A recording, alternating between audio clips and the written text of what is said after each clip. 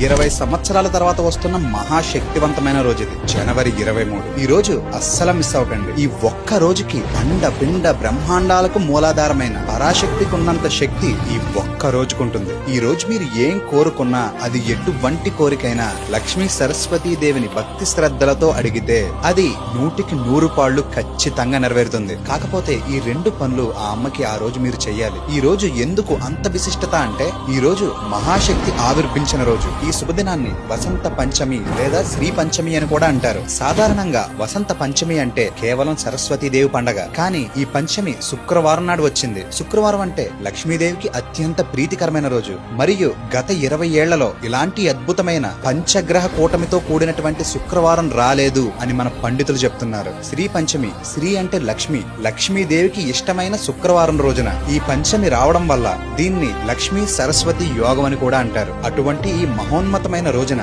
మీరు మనస్ఫూర్తిగా ఏం కోరుకున్నా అది ఖచ్చితంగా నెరవేరుతుంది. మీరు